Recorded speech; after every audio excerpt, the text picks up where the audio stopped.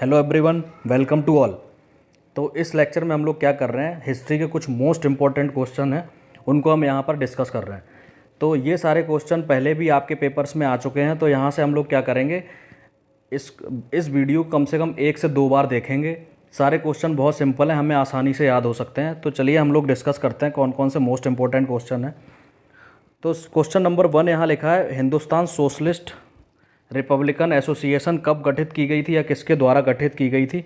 तो यहाँ के ऑप्शंस हम लोग देख लेते हैं कौन कौन से हैं। तो अगर आपको आंसर पता हो तो आप अपने मन में थोड़ा सा टिक कर लीजिए, उसके बाद मुझे बताइए कि आपने कितने आंसर यहाँ सही किए हैं। तो आज के लेक्चर में हम लोग कम से कम 20 क्वेश्चंस को डिस्कस कर रहे हैं। तो चलिए एक एक करके स्टार्ट कर लेते हैं। देखिए, पहले क्वेश्चन का जो आंसर होने वाला है वो है चंद्रशेखर आज़ाद। तो मोस्ट इंपॉर्टेंट क्वेश्चन है, इसको थोड़ा सा हम लोग ध्यान रखेंगे।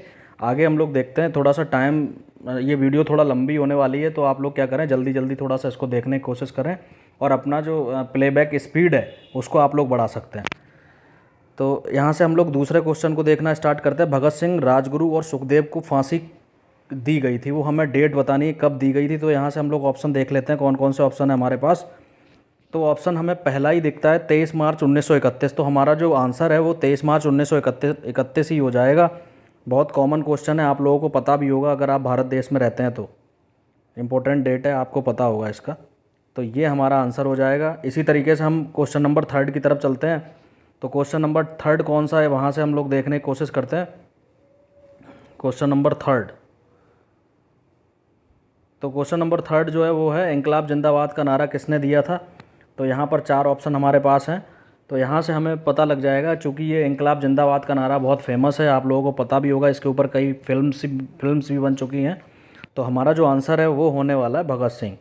तो यहाँ से हम लोग अपने आंसर को पिकअप कर सकते हैं। देखिए ऐसे हमारा जो राइट आंसर है वो भगत सिंह है। इस तरीके से हम लोग क्वेश्चन नंबर 4 आगे बढ़ते हैं। क्वेश्चन नंबर 4, भगत सिंह ने सेंट्रल असेंबली में बम फेंका था।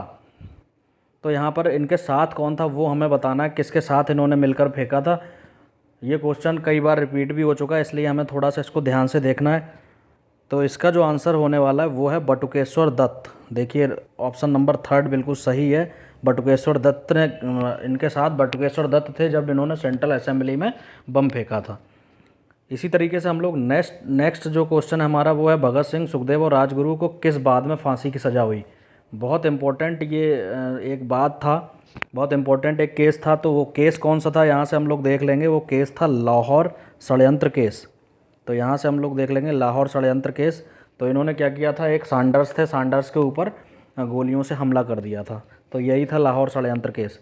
इसी तरीके से हम लोग नेक्स्ट वाले क्वेश्चन को देखते हैं कि इनमें से प्रसिद्ध चटगांव शस्त्रागार धावा आयोजित किया गया था। तो चटगांव जो शस्त्रागार था उसके ऊपर किसने अटैक किया था, ये क्वेश्चन हमसे पूछ रहा है। तो यहाँ से ऑप्शन हम लोग देख लेते हैं कौन कौन से ऑप्शन है। तो यहाँ पर नो डाउट एक ही हमें सही आंसर दिखता है, वो है जो हमारा ऑप्शन नंबर 2 है, सूर्यसेन।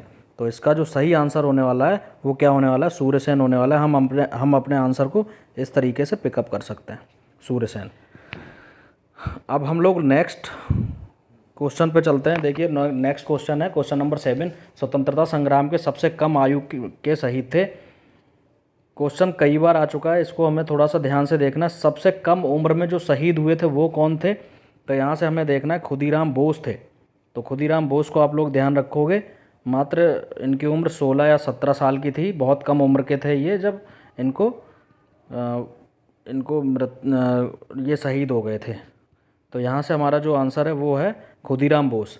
अब हम लोग क्वेश्चन नंबर 8 की तरफ चलते हैं। जेल में भूख हड़ताल से किस स्वतंत्रता संग्राम सेनानी की मृत्यु हुई। इसको हम लोग सही से देख लेते हैं। इसका जो आंसर होने वाला है वो है जितिन दास। यहाँ से हम लोग इसको अपने आंसर को पिकअप कर लेते हैं। देखिए इस तरीके से हम लोग अपने आंसर को पिकअप करेंगे, जितिन दास। अब जितिन दास कौन थे, जितिन दास क्या था, एक लाहौर षड्यंत्र केस था उसमें इनका नाम था।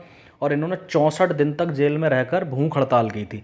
और 64 दिन बाद इन्होंने कुछ भी ना खाया था ना पिया था, उसी दौरान इनकी मृत्यु हो गई थी। तो ये मोस्ट इंपॉर्टेंट क्वेश्चन है, इसको थोड़ा सा हमें याद रखना है। आगे हम लोग देखते हैं क्वेश्चन नंबर 9, निष्क्रिय विरोध के सिद्धांत का प्रतिपादन किसने किया था।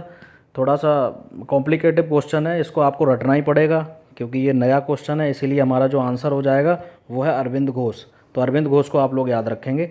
आगे हम लोग देखते हैं क्वेश्चन नंबर 10 की तरफ चलते हैं। तो तो क्वेश्चन नंबर 10 क्या कह रहा है, किस क्रांतिकारी को फांसी गोरखपुर जेल में हुई थी। बहुत मोस्ट इंपॉर्टेंट क्वेश्चन है, थोड़ा सा याद रखेंगे। गोरखपुर जेल में क्या है, किसको फांसी हुई थी, राम प्रसाद बिस्मिल को हुई थी। इससे पहले वाले लेक्चर में मैंने बताया था एक काकोरी कांड था, तो काकोरी कांड में क्या है, राम प्रसाद बिस्मिल और कुछ ऐसे स्वतंत्रता सेनानी थे जिनको एक साथ फांसी दी गई थी, तो उनमें एक राम प्रसाद बिस्मिल थे और जिनको फांसी गोरखपुर जेल में हुई थी। तो हमारा जो आंसर है यहाँ से वो हो जाएगा राम प्रसाद बिस्मिल।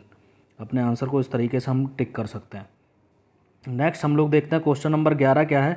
इस सीरीज़ में हम लोग सिर्फ 20 क्वेश्चन को डिस्कस करेंगे और इसके आगे वाले जो क्वेश्चन है वो नेक्स्ट सीरीज़ में हम लोग डिस्कस करेंगे।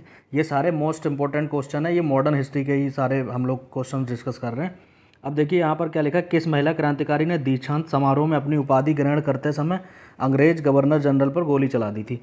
तो एक अंग्रेज पर गोली चलाने वाली एक महिला थी जिसका नाम था, देखिए यहाँ से ऑप्शन हम लोग देख लेते हैं, तो आई थिंक आप लोगों को आंसर पता लग गया होगा। इनका जो आंसर है वो होगा बीना दास। बहुत फेमस नाम है, थोड़ा सा याद रखेंगे। दीक्षांत समारोह हो रहा था, जब ये मेडल लेने जा रही थी तभी इन्होंने क्या किया, अंग्रेज गवर्नर के ऊपर गोली से हमला कर दिया था। तो बीना दास इसका सही आंसर हो जाएगा। उसी तरीके से हम लोग देखते हैं लंदन में इंडियन होम रूल सोसाइटी किसने प्रारंभ की थी। तो Indian home rule society London में किसने प्रारंभ की, अपने आप में बहुत ज़्यादा एक सम्मान वाली बात है। तो यहाँ पर हमारा जो आंसर हो जाएगा वो है श्यामजी कृष्ण वर्मा के द्वारा। तो हमारा जो आंसर है उसको हम लोग इस तरीके से पिक कर सकते हैं, सॉरी। तो हमारा जो आंसर हो जाएगा वो है श्यामजी कृष्ण वर्मा। तो इस तरीके से हमारे क्वेश्चन, अब क्वेश्चन नंबर 13 आ रहा है।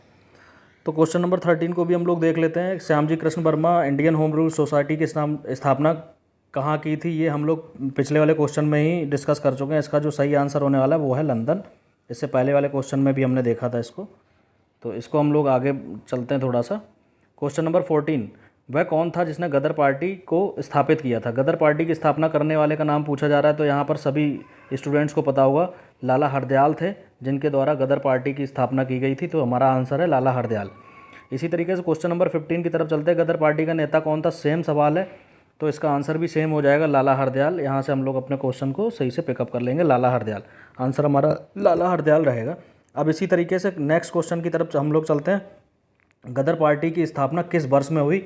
इंपॉर्टेंट क्वेश्चन है, गदर पार्टी से कई बार क्वेश्चन आ चुके हैं और रिपीट भी होते रहते हैं, इसीलिए मैंने 3 तरीके के लगातार क्वेश्चन दिए हैं। तो यहाँ से हम लोग देख लेंगे गदर पार्टी की स्थापना कब हुई। गदर पार्टी की स्थापना हुई थी 1913 ईस्वी में, और ये वो दौर था जब हमारे यहाँ प्रथम विश्व युद्ध शुरू हो रहा था। तो हमारे यहाँ प्रथम विश्व युद्ध कब हुआ था शुरू, 1914 में। तो उससे पहले गदर पार्टी की स्थापना हुई थी। ये इसी के परिणाम स्वरूप हमने देखा कि पूरा एक प्रथम विश्व युद्ध भी स्टार्ट हुआ था। थोड़ा हिस्ट्री में जाएंगे तब आपको बताएंगे कि गदर पार्टी क्या भूमिका थी इंडिया में। तो यहाँ से हमारा जो आंसर होने वाला है वो 1913 होने वाला है, इसको आप लोग ध्यान रखना। आगे हम लोग क्वेश्चन नंबर 17 की तरफ डिस्कस करते हैं। देखिए गदर क्रांति छिड़ने का सबसे महत्वपूर्ण कारण था, देखिए वो जो हम लोग डिस्कस कर रहे थे भाई आ गया। देखिए अगर आपको पता होगा गदर क्रांति कब हुई थी, 1913 में हुई थी। तो यहाँ से हम लोग थोड़ा सा देख लेंगे। 1913 में जब गदर क्रांति की स्थापना हुई, और 1914 ईस्वी में क्या हुआ, 1914 ईस्वी में प्रथम विश्व युद्ध स्टार्ट हो गया था। तो इसका जो आंसर होने वाला है वो क्या है, इसका जो आंसर होगा वो है प्रथम विश्व युद्ध का शुरू होना। तो ये दोनों एक ही समय की घटनाएं हैं, इसीलिए हमारा जो आंसर होने वाला है वो है प्रथम विश्व युद्ध का शुरू होना, इसका महत्वपूर्ण कारण था। अब आगे हम लोग चलते हैं, क्वेश्चन नंबर 18 देखने की कोशिश करते हैं। वह कौन भारतीय क्रांति की माँ कहलाती है। बहुत मोस्ट इंपॉर्टेंट क्वेश्चन है, तो यहाँ से हम लोग देख लेते हैं। आंसर आपको पता लग गया होगा, बड़ा कॉमन क्वेश्चन है, हर साल पेपर में आता ही रहता है लगभग। तो यहाँ से हमारा जो आंसर होने वाला है वो है भीमाजी रुस्तम कामा। ये देखिए, ये पहली ऐसी लेडी थी जिसने क्या हुआ, विदेशों में तिरंगा झंडे को फैलाया था। तो इसका नाम आप लोग याद रखेंगे, मोस्ट इंपॉर्टेंट नाम है और हमको आज़ाद कराने में इनकी प्रमुख भूमिका है। आगे हम लोग देखते हैं जितिन दास को किस आरोप में बंदी बनाया था। इससे पहले भी हम लोग डिस्कस कर चुके हैं। 64 दिन की भूख हड़ताल के बाद इनकी मृत्यु हुई थी और इनको क्या है, लाहौर केस में, लाहौर षड्यंत्र में इनको बंदी बनाया गया था। यहाँ से हमारा जो आंसर है वो लाहौर षड्यंत्र केस होने वाला है, तो इसको भी हम लोग ध्यान रखेंगे। अब हमारा जो ये सीरीज चल रही है उसका लास्ट क्वेश्चन हम लोग देखने की कोशिश करते हैं। प्रसिद्ध नारा इंकलाब जिंदाबाद किसने दिया था। सभी को पता है इंकलाब जिंदाबाद किसके द्वारा दिया गया नारा है, सरदार भगत सिंह के द्वारा दिया गया है। और ये हमारा जो आंसर है वो इस तरीके से हम अपने आंसर को पिकअप करेंगे, सरदार भगत सिंह। इंकलाब जिंदाबाद बहुत फेमस नारा है, सभी लोगों को पता है। भगत सिंह के ऊपर बहुत सारी फिल्में भी बन चुकी हैं, और इस तरीके से हम अपने टोटल जो हमारे 20 आंसर्स हैं उनको एक एक करके देख लेंगे और आप लोग देखिए कि आपने कितने आंसर सही किए हैं। तो आज के लेक्चर में हम लोग इतना ही रखते हैं, बाकी नेक्स्ट टाइम इसके आगे वाले जो क्वेश्चन हैं उनको हम नेक्स्ट टाइम डिस्कस करेंगे। तो आज के लिए इतना ही।